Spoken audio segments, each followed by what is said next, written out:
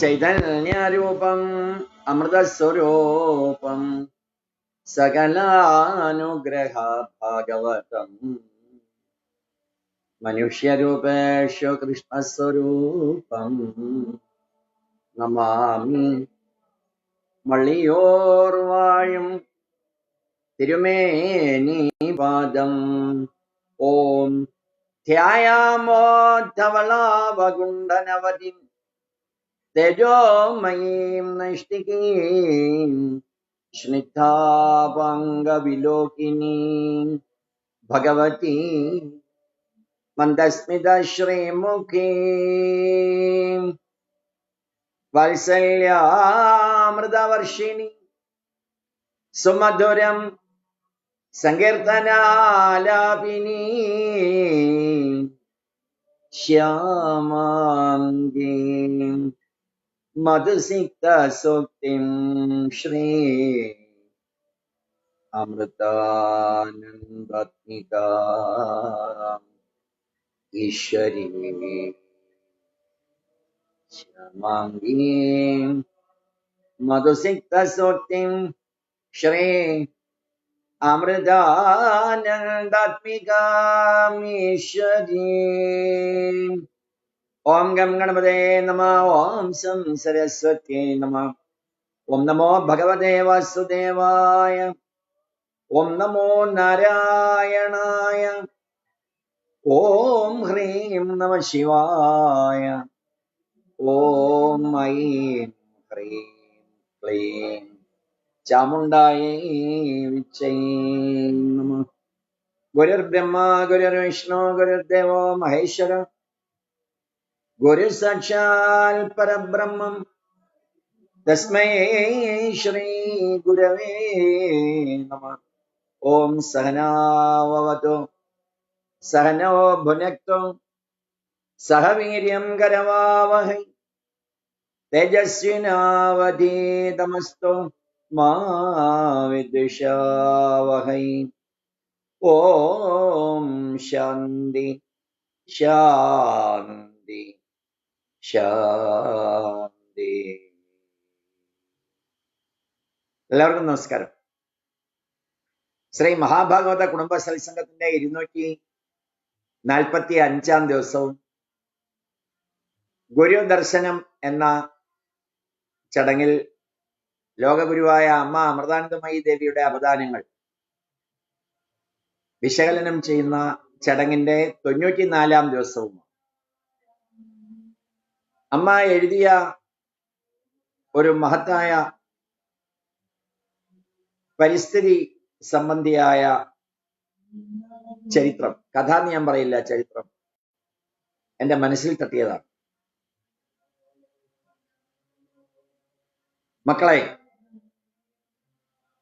പരിസ്ഥിതി പ്രശ്നം അത്യന്തം രൂക്ഷമായ ഒരു കാലഘട്ടത്തിലാണ് നമ്മൾ ഇന്ന് ജീവിക്കുന്നത്. വീണ്ടും വിചാരമില്ലാത്ത പ്രവൃത്തികളിലൂടെ നമ്മൾ മണ്ണും ജലവും വായുവും മലിനമാക്കി. മരങ്ങളൊക്കെ വെട്ടി നിരത്തിയും മലകൾ ഇടിച്ചു നിരത്തിയും നദികളിലെ മണൽ വാരിയും നമ്മൾ പ്രകൃതിയെ നശിപ്പിച്ചു. അതിന്റെയൊക്കെ പ്രത്യാഘാതങ്ങൾ ഇന്ന് നമ്മൾ അനുഭവിച്ചുകൊണ്ടിരിക്കുക. ഒരു ഹൃദയ ആഘാതം വരുന്നതിന് മുൻപ് ശരീരം അതിന്റെ വരവ് വിളിച്ചറിയിക്കുന്ന പല സൂചനകളും തരാറുണ്ട്. അതുപോലെ ഓരോ പ്രകൃതി ദുരന്തവും സ്വയം തിരുത്താൻ പ്രകൃതി മാതാവ് ജഗദംബിക മനുഷ്യന് നൽകുന്ന മുന്നറിയിപ്പാണ്. ഒരു വേടൻ കാട്ടിൽ വെച്ച് മാൻകൂട്ടത്തിന് നേർക്ക് വിഷം പുരട്ടിയ ഒരമ്പയച്ചു. അമ്പുന്നം തെറ്റി പടർന്ന് പന്തലിച്ച് നിന്നിരുന്ന ഒരു വൃക്ഷത്തിൽ ചെന്ന് തറച്ചു.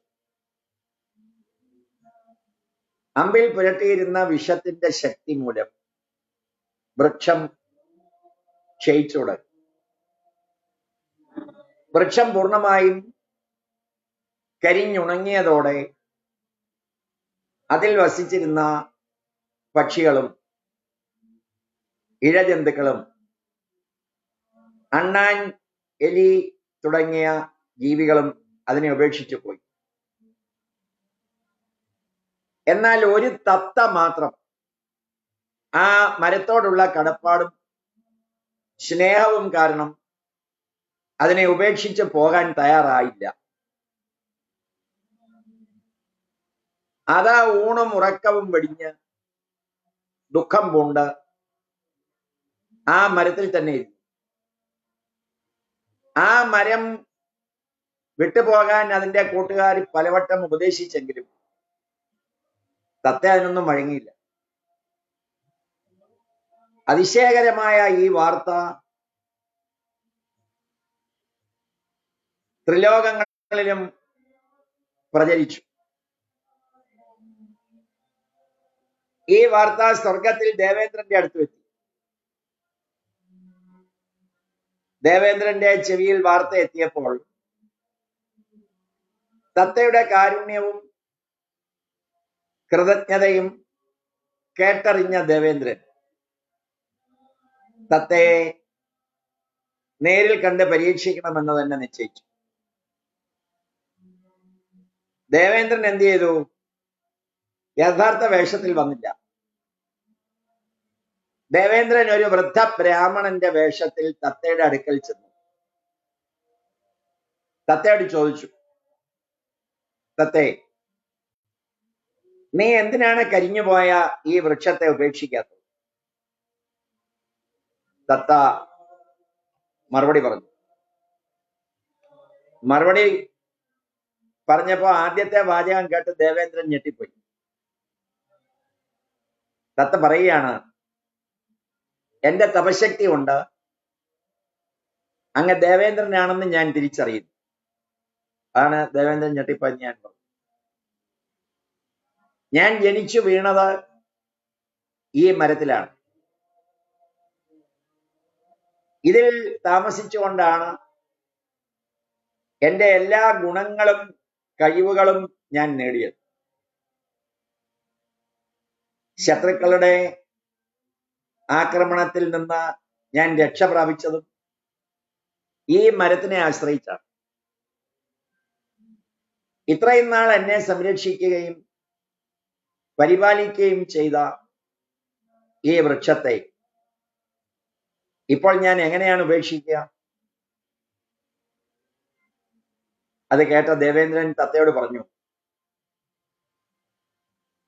അങ്ങയുടെ ഈ കാരുണ്യം എന്നെ പ്രസന്നനാക്കിയിരിക്കും. അങ്ങൊരു വരം ചോദിച്ചാലും. അപ്പോൾ തത്ത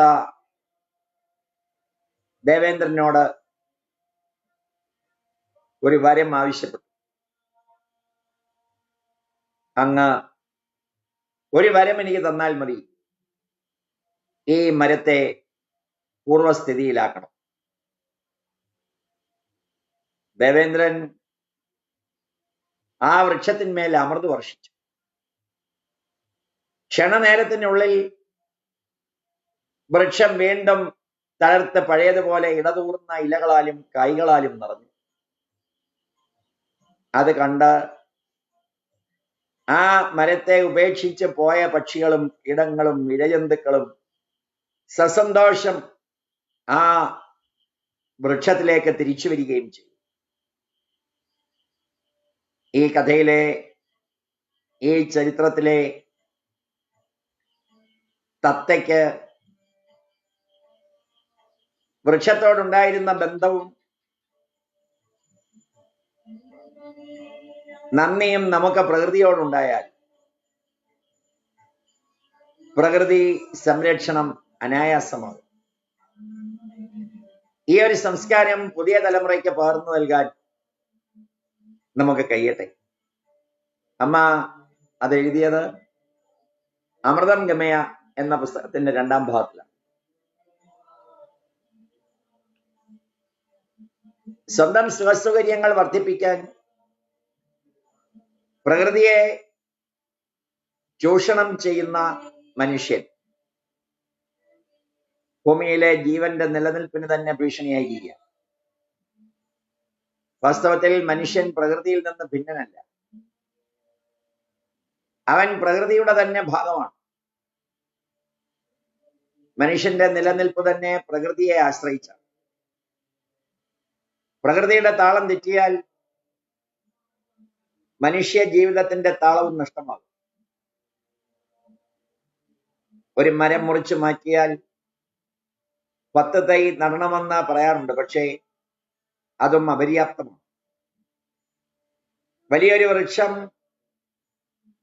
അന്തരീക്ഷത്തിന് പകരുന്ന ശുദ്ധിയും കുളിർമയും പ്രകൃതിക്ക് നൽകുന്ന താളലയവും നൽകാൻ 10 ചെറു തൈകൾക്കാവില്ല. മനുഷ്യന്റെ കടന്നുകയറ്റം കാരണം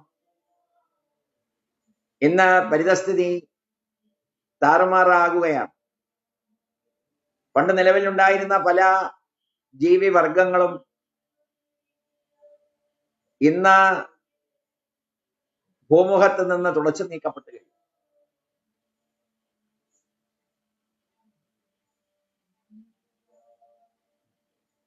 ഇന്ന് നമ്മൾ ശ്രദ്ധിച്ചില്ലെങ്കിൽ നാളെ നമുക്കും അവയുടെ ഗതി തന്നെ വന്നു ചെയ്യും. നമ്മുടെ പരമ്പരാഗത വിശ്വാസങ്ങളും മൂല്യങ്ങളും പ്രകൃതി സംരക്ഷണത്തിൽ വഹിക്കുന്ന പങ്ക് വലുതാണ് എന്ന് അമ്മ എഴുതി. ഒരിക്കൽ അമ്മ യാത്രാമധ്യേ ഉത്തരേന്ത്യയിലുള്ള ഒരു തീർത്ഥാടന കേന്ദ്രം സന്ദർശിച്ചു. ആയിരക്കണക്കിന് വർഷങ്ങൾക്ക് മുൻപ് ഒരു മഹാത്മാവ് അവിടെയുള്ള ഒരു ആൽമര ചുവട്ടിലിരുന്ന് തപസ്സനുഷ്ഠിച്ച് ബോധോദയം നേടി. ആദ്യത്തെ ആൽമരത്തിന്റെ പരമ്പരയിൽപ്പെട്ട ഒരു വിശാലമായ വൃക്ഷം ഇന്നും അവിടെയുണ്ട്. നൂറുകണക്കിന് ഭക്തന്മാരും തീർത്ഥാടകരും അത്യന്തം ഭക്തിയോടെ ആ വൃക്ഷത്തിനെ വലം വയ്ക്കുന്നുണ്ടായിരുന്നു. കാറ്റ് വീശുമ്പോൾ ആൽമരത്തിൽ നിന്നുണങ്ങിയ ഇലകൾ താഴേക്ക് പൊഴിഞ്ഞു വീഴുന്നുണ്ടായിരുന്നു. ഇലകൾ വീഴുന്നത് കണ്ട് ഭക്തന്മാർ കൂട്ടത്തോടെ ഇലകൾ എടുക്കാനായി പാഞ്ഞെടുക്കും. ആരുടെയെങ്കിലും കയ്യിൽ ഒരു ഇല കിട്ടിയാൽ അയാൾ ഭക്തിയോടെ അത് മാറോട് ചേർത്ത് പിടിക്കും. കുറച്ചു നേരം കണ്ണടച്ച ഈശ്വരനോട് നന്ദി പറഞ്ഞിട്ട് ആ ഇല വളരെ ശ്രദ്ധാപൂർവം ബാഗിൽ സൂക്ഷിച്ചു വയ്ക്കും. അവർ ആ ആൽമരത്തെ കാണുന്ന അതേ ഭക്തിയോടെയും ആദരവോടെയും ഈ ഭൂമിയിലെ എല്ലാ വൃക്ഷങ്ങളെയും കാണുവാൻ നമുക്ക് സാധിച്ചിരുന്നെങ്കിൽ നമ്മുടെ ലോകം ഇന്നത്തേക്കാൾ എത്രയോ മടങ്ങ് സുന്ദരമാകുമായി. നമ്മുടെ പൂർവികർ സൂര്യനെ നിർജീവമായ ഒരു ഗോളമായ അല്ല കണ്ടിരുന്നത്. അവർ സൂര്യനെ ദേവതയായി കണ്ട് ആരാധിച്ചു. ഭൂമിയെ ദേവിയായി കണ്ട് പൂജിച്ചു. നദികളെയും മലകളെയും വൃക്ഷങ്ങളെയും ഒക്കെ അവർ ആദരവോടെ കണ്ടു. നദിയെ തീർത്ഥമായി കണ്ട് ആരാധിക്കുന്ന ഒരാൾക്ക് എങ്ങനെയാണ് മാരകമായ മാലിന്യങ്ങൾ നദിയിലേക്ക് ഒഴുകാൻ സാധിക്കുക? വൃക്ഷങ്ങളെ ആദരിക്കുന്ന ഒരു ജനതയ്ക്ക് എങ്ങനെയാണ് വനങ്ങളെ നശിപ്പിക്കാൻ സാധിക്കുക? പ്രാചീന കാലം മുതൽ പ്രകൃതിയെ സംരക്ഷിച്ചു വന്ന പാരമ്പര്യ മൂല്യങ്ങൾക്ക് പുതുജീവൻ നൽകി പ്രകൃതിയിൽ എങ്ങും ഈശ്വരനെ ദർശിച്ച് സേവിക്കുകയും സംരക്ഷിക്കുകയും ചെയ്യുന്ന സംസ്കാരം വീണ്ടെടുക്കാൻ നമുക്ക് സാധിക്കട്ടെ എന്നാണ് അമ്മ ആ പുസ്തകത്തിൽ എഴുതിയിട്ടുള്ളത്. അപ്പോഴേ സമുദ്രവസനെ ദേവി പർവ്വതസ്ഥന മണ്ഡലെ വിഷ്ണുഭക്തി നമസ്തുഭ്യം പാദസ്പർശം ക്ഷമസ്വമേ എന്ന പ്രാർത്ഥന മംഗളകരമാവും. സ്വപ്നം എഴുതിയതുപോലെ ആൽമരത്തിൽ ബ്രഹ്മാവിഷ്ണു മഹേശ്വരന്മാരെ നമുക്ക് ദർശിക്കാൻ സാധിക്കും. ഈശ്വരീയമായ ആ ധർമ്മത്തിന്റെ മഹിമയെ കണ്ട് ആരാധിക്കാനാണ് ലോകത്തെ മുഴുവൻ ഒന്നായി കണ്ടുകൊണ്ട് ജഗൻ മാതാവ് എന്ന് വിളിച്ചത്. അമ്മ അതിൽ തന്നെ തുടരുന്നുണ്ട്. നമ്മുടെ പൂർവികർ നമുക്ക് സമ്മാനിച്ച ഈ ലോകം വളരെ മനോഹരമാണ്. അതിനെ കാത്ത് രക്ഷിക്കാനും സൂക്ഷിക്കാനും നമുക്ക് സാധ്യമാവും. പ്രകൃതി ദുരന്തങ്ങളും കാലാവസ്ഥയിൽ വന്ന വ്യതിയാനങ്ങളും ഇന്ന് മനുഷ്യന്റെ ഉറക്കം കെടുത്തിക്കൊണ്ടിരിക്കുകയാണ്. പ്രകൃതി സംരക്ഷണം എന്ന ലേഖനത്തിൽ അമ്മ എഴുതിയിട്ടുണ്ട്. മനുഷ്യന്റെ വീണ്ടുവിചാരമില്ലാതെയുള്ള പ്രകൃതി വിഭവങ്ങളുടെ ചൂഷണം കാരണം പ്രകൃതിയുടെ താളലയം നഷ്ടമായിക്കൊണ്ടിരിക്കുക. വായുവും വെള്ളവും ഭൂമിയും വിഷപൂരിതമായി തീരുന്നു എന്ന് അമ്മ എഴുതിയത് കോവിഡ് കാലത്തിന് മുമ്പാണ് ഈ പുസ്തകത്തിൽ എന്നോർക്കണം. പണ്ടൊക്കെ കാളവണ്ടിയിലും കുതിരവണ്ടിയിലും ഒക്കെ ആയിരുന്നു മനുഷ്യൻ സഞ്ചരിച്ചിരുന്നത്. പിന്നെ സ്കൂട്ടറായി, കാറായി, ഇപ്പോൾ ഒരാൾക്ക് തന്നെ 2-3 കാറുള്ള സ്ഥിതിയിലായി. ഇതൊക്കെ കാരണം ഭൂമിയിൽ ഇന്ധനം കുറഞ്ഞു വരും. പണ്ട് കാലത്ത് ഇലകൾ വെച്ച് ഉണ്ടാക്കിയ പ്ലേറ്റുകളിലാണ് ഭക്ഷണം കഴിച്ചിരുന്നത്. എന്നാൽ ഇന്ന് പേപ്പർ കൊണ്ടുണ്ടാക്കിയ പ്ലേറ്റുകളും ഗ്ലാസുകളുമായി. ഒരു പ്രാവശ്യം ഉപയോഗിച്ച് കഴിയുമ്പോൾ കളയുകയും ചെയ്യും. അവ ഉണ്ടാക്കാൻ എത്ര വൃക്ഷങ്ങളാണ് മുറിക്കേണ്ടി വരുന്നത്? ഇതൊക്കെ മനുഷ്യന്റെ ഭോഗ ആസക്തി കാരണം സംഭവിച്ച പ്രകൃതി ചൂഷണമാണ്. പ്രകൃതി വിഭവങ്ങളുടെ ദുർവ്യയമാണ്. നമുക്ക് സർവ്വ ഐശ്വര്യങ്ങളും നൽകി വന്നിരുന്ന പ്രകൃതിയാകുന്ന കാമധേനു ഇന്ന് കറവ പറ്റിയ ഒരു കാവാലി പശുവിനെ പോലെയായി തീർന്നു. ഭൂമിയിൽ വനങ്ങൾ കുറഞ്ഞു വരുന്നു, ആഹാരം കുറയുന്നു, ശുദ്ധവായുവും വെള്ളവും കിട്ടാതാകുന്നു, രോഗങ്ങൾ വർദ്ധിക്കുന്നു. എവിടെയാണ് നമുക്ക് തെറ്റുപറ്റിയത്? ആവശ്യവും ആഡംബരവും തമ്മിൽ നമുക്ക് തിരിച്ചറിയാൻ കഴിയാതെ.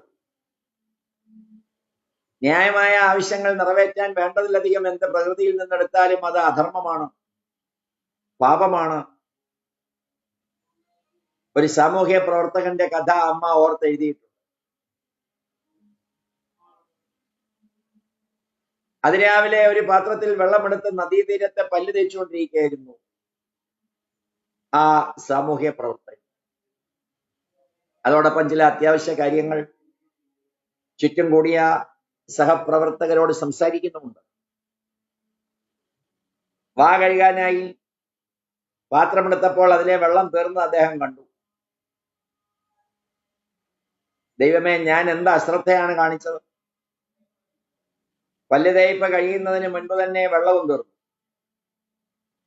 മറ്റുള്ളവർക്ക് ഇദ്ദേഹം ഇങ്ങനെ വിഷമിക്കുന്നതിന്റെ കാരണം മനസ്സിലായില്ല.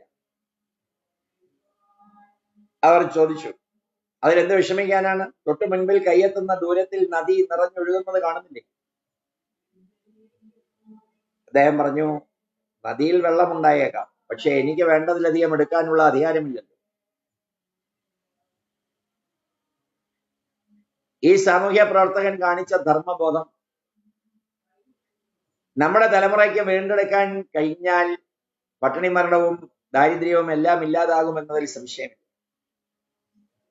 നമ്മുടെ നിലനിൽപ്പിന് ആവശ്യമായത് മാത്രമേ നമ്മൾ പ്രകൃതിയിൽ നിന്ന് എടുക്കാൻ പാടുള്ളൂ. അങ്ങനെയായാൽ എല്ലാവർക്കും ആവശ്യമുള്ള ഭക്ഷണവും വെള്ളവും വസ്ത്രവും ഇവിടെ ഉണ്ടാവും. പ്രകൃതി വീണ്ടും കാമധേനുവിനെ പോലെ ആയിത്തീരുകയും ചെയ്യും. ഒരു ശാസ്ത്രജ്ഞൻ പറയുകയുണ്ടായി, ഇന്ന് ഈ ലോകത്തിലെ കൃമികീടങ്ങളെല്ലാം അപ്രത്യക്ഷമായാൽ അടുത്ത 50 വർഷത്തിനകം ഭൂമിയിൽ നിന്ന് ജീവൻ തുടച്ചു നീക്കപ്പെടും. മറിച്ച് മനുഷ്യരാശി ഇന്നില്ലാതായാൽ അടുത്ത 50 വർഷം കഴിയുമ്പോൾ ഭൂമിയിൽ മറ്റെല്ലാ ജീവജാലങ്ങളും കൂടുതൽ പുഷ്ടിപ്പെടും. ഭൂമി മരിക്കാതിരിക്കണമെങ്കിൽ മനുഷ്യൻ മരിക്കണം എന്ന അവസ്ഥ വരാൻ പാടില്ല. നമ്മുടെ പൂർവികർ നമുക്ക് സമ്മാനിച്ച ഈ ലോകം എത്ര മനോഹരമാണ്! അതിനെ താറുമാറാക്കിയാണോ നാം ഭാവി തലമുറയ്ക്ക് കൈമാറാൻ പോകുന്നത്? ഈ ഭൂമിയെ ഒരു പോറൽ പോലും വരുത്താതെ ഭാവി തലമുറയ്ക്ക് കൈമാറാൻ നമ്മൾ ബാധ്യസ്ഥരാണ്.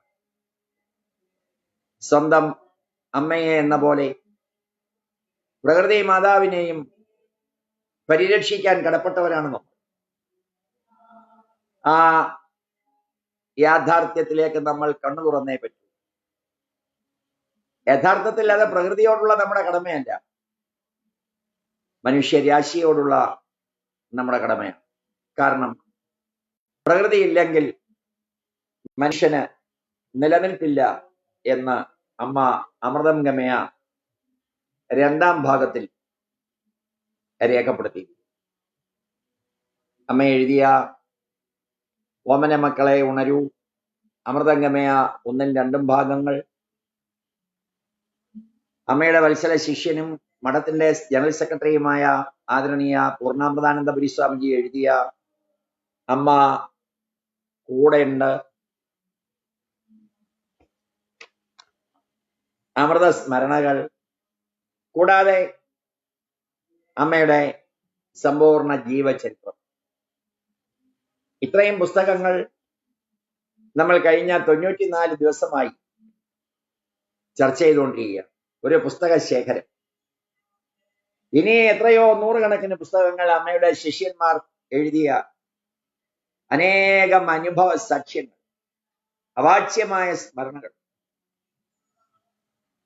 അതൊക്കെ നമുക്കൊന്ന് വായിക്കാനും കേൾക്കാനും ഒക്കെ സാധിക്കുക എന്നത് ഈ കോവിഡ് കൊറോണ കാലത്തെ ഏറ്റവും വലിയ നേട്ടമായിരുന്നു. 94 ദിവസം അമ്മയുടെ മഹത്തായ അവദാനങ്ങൾ കേൾക്കുക. ചിങ്ങം 1-ന് നമ്മൾ ആരംഭിച്ചതാണ്. മള്ളിയൂർ തിരുമേനിയുടെ ജീവചരിത്രം കഴിഞ്ഞപ്പോഴാണ് നമ്മുടെ തന്നെ ഭാഗവത കുടുംബത്തിലെയും അമ്മയുടെ കുടുംബത്തിലെയും അംഗമായ എറണാകുളം പൂക്കാട്ടുപടിയിലെ ശ്രീ സജീവൻ നമുക്ക് അമ്മയുടെ ചരിത്രത്തെ കുറിച്ച് ചിന്തിച്ചാലോ എന്നാലോചിച്ചു. തീർച്ചയായും ആ ഈശ്വരീയ സങ്കല്പം നമുക്ക് ചിങ്ങം 1-ാം തീയതി ആരംഭിക്കാൻ സാധിച്ചത് ഈ കോവിഡ് കൊറോണ കാലത്തെ ഏറ്റവും വലിയ കർമ്മമായി നമ്മൾ കാണും. തുടങ്ങുമ്പോൾ തന്നെ ജിനേഷ് ധ്യാന ശ്ലോകം പോസ്റ്റ് ചെയ്തുകൊണ്ടാണ് ആരംഭിക്കുക. ഒരു സെക്കൻഡ് വ്യത്യാസം വരാറില്ല. ജിനേഷ് തന്നെ വിദേശത്ത് നിന്ന് ഇതിലെ പ്രധാന ഭാഗങ്ങൾ അപ്പോൾ തന്നെ എടുത്ത് ക്രിയേറ്റ് പോസ്റ്റ് തയ്യാറാക്കി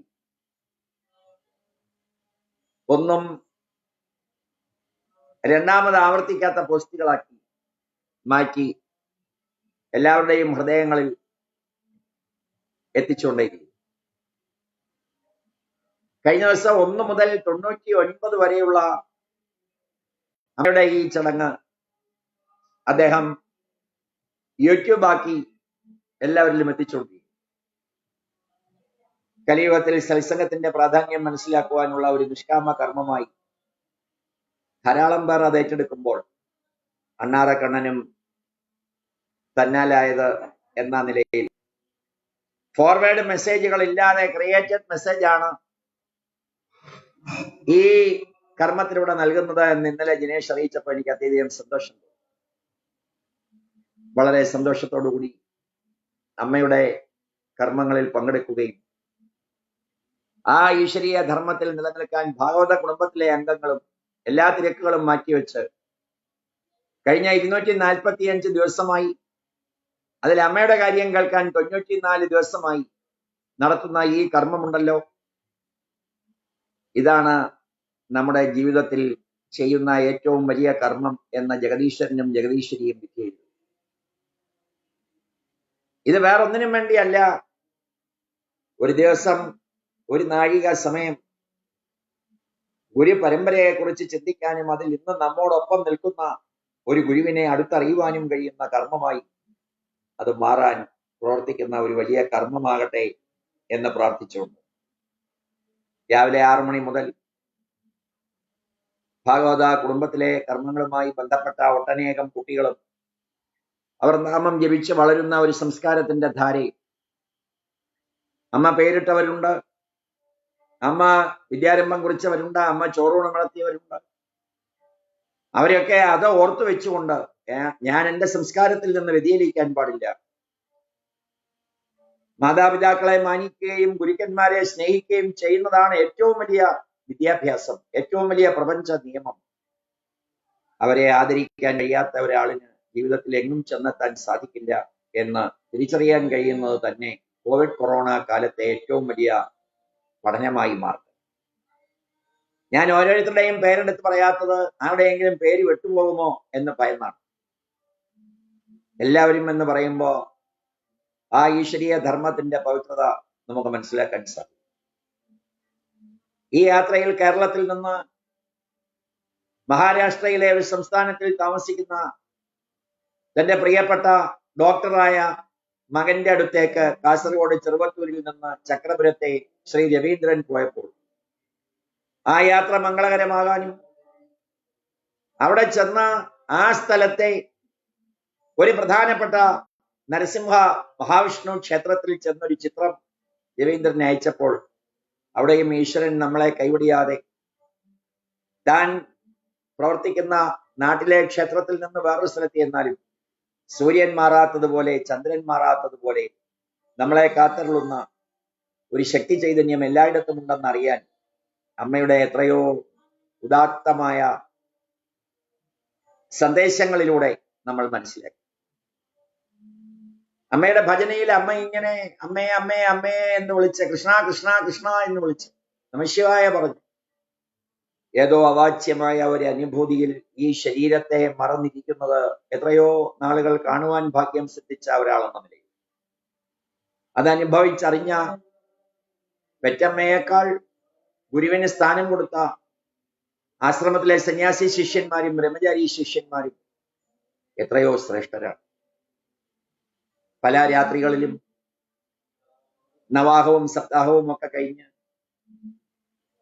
ആ ശ്രേഷ്ഠന്മാരുമായി സംസാരിക്കാൻ ഇടയാകുമ്പോൾ, ആശ്രമത്തിലെ ഭക്ഷണവും കഴിച്ച് അവിടെ ഇരിക്കുമ്പോൾ അവരൊക്കെ അമ്മയെ മനസ്സിലാക്കിയത് രോമാഞ്ചത്തോടുകൂടി നിറകണ്ണുകളോടുകൂടി അവതരിപ്പിക്കുന്നത് കേൾക്കാനുള്ള ഒരു സൗഭാഗ്യം ഈ ഉള്ളവരെ പലപ്പോഴും സിദ്ധിച്ചിട്ടുണ്ട്. പൂർണ്ണാമൃതാനന്ദപുരി സ്വാമിജിയും മാതൃവാണിയുടെ ചുമതലയുള്ള ജ്ഞാനാമൃതസ്വാമിയും ഒക്കെ ഈശ്വരീയമായ ഒരു ധർമ്മത്തിൽ അമ്മയെ കാണുന്ന മഹോന്നതമായ പവിത്രമായ അനുഭവ സാക്ഷ്യത്തോടു കൂടിയുള്ള മഹത്വങ്ങൾ പറയുന്നത് കേൾക്കുമ്പോൾ ഇങ്ങനെ ഒരു ഗുരു ഈ കാലഘട്ടത്തിൽ ജീവിച്ചിരിക്കുന്നത് സദാശിവ സമാരംഭ ശങ്കരാചാര്യ മധ്യമാസ്മദ് ആചാര്യ പര്യന്താം വന്ദേ ഗുരു പരമ്പര എന്ന് പ്രാർത്ഥിച്ച ആ പ്രാർത്ഥനയുടെ മഹത്വത്തെ ഇന്നും താൻ ജനിച്ച സ്ഥലത്ത് ഇരുന്നു കൊണ്ട് തന്നെ, ലോകത്ത് മുഴുവൻ സഞ്ചരിച്ചുകൊണ്ട് തന്നെ, ലോകത്ത് എവിടെയൊക്കെ സഞ്ചരിച്ചോ അവിടെ നിന്നെല്ലാം ആളുകൾ അമ്മയെ കാണാൻ സ്വദേശത്തേക്ക് വന്നുകൊണ്ടിരിക്കുന്ന, അവരെ കാണുവാൻ അമ്മ അവരുടെ ഇടങ്ങളിലേക്ക് പോയിക്കൊണ്ടിരിക്കുന്ന, ലോക സമസ്ത സുഖിനോ ഭവന്തു, ലോകമേ തറവാട് നമുക്ക് ഈ ചെടികളും പുലികളും പുഴുക്കളും കുടിത്തൻ കുടുംബക്കാർ, ത്യാഗമെന്നതേ നേട്ടം, താഴ്മതാൻ അഭ്യുന്നതി എന്ന മഹാസംസ്കാരത്തിന്റെ വൈശിഷ്ട്യത്തെ ഏറ്റുവാങ്ങാൻ അനേകം പേർ ഇന്നും ലോകത്തിന്റെ നാനാഭാഗങ്ങളിലുണ്ട്. ഭാരതത്തിന്റെ മഹത്വം ഒരിക്കലും നശിക്കില്ല, കുറയില്ല.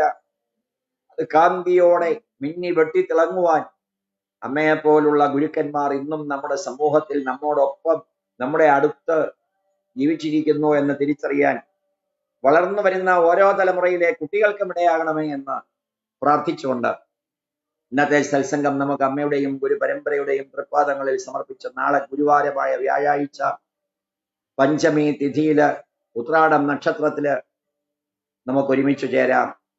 അതിന് അനുവാദവും അവസരവും അനുഗ്രഹവും എല്ലാം അമ്മ നൽകണമേ എന്ന് നമുക്ക് ഒരുമിച്ച് പ്രാർത്ഥിക്കാം. സർവേഷാം സ്വസ്തിർഭവതു, സർവേഷാം ശാന്തിർഭവതു, സർവേഷാം പൂർണ്ണം ഭവതു, സർവേഷാം മംഗളം ഭവതു, സർവേ ഭവന്തു സുഖിനഃ, സർവേ സന്തു നിരാമയ, സർവേ ഭദ്രാണി പശ്യന്തു, മാ കശ്ചിത് ദുഃഖഭാഗ് ഭവേത്. അസതോ മാ സത്യമയ, തമസോ മാ ജ്യോതിർഗമയ, മൃത്യോർമാ അമൃതം ഗമയ. കായേന വാചാ മനസ്സേന്ദ്രിയർവ ബുദ്ധ്യാത്മനാവാ പ്രകൃതേ സ്വഭാവാത് കരോമി യദ്യത് സകലം പരസ്മൈ ശ്രീ ലക്ഷ്മീ നാരായണായേതി സമർപ്പയാമി. ശ്രീ സീതാരാമചന്ദ്രായേതി സമർപ്പയാമി. ശ്രീ പാർവതീ മഹാദേവായേതി സമർപ്പയാമി. സർവം സർവം സർവം ശ്രീ അമ്മ അമൃതാനന്ദമയി ദേവി തൃപാദങ്ങളെ സമർപ്പയാമി. സർവം സർവം സർവം ശ്രീ മളയോർ പൊന്നു തിരുമേനി തൃപാദങ്ങളെ സമർപ്പയാമി. ഓം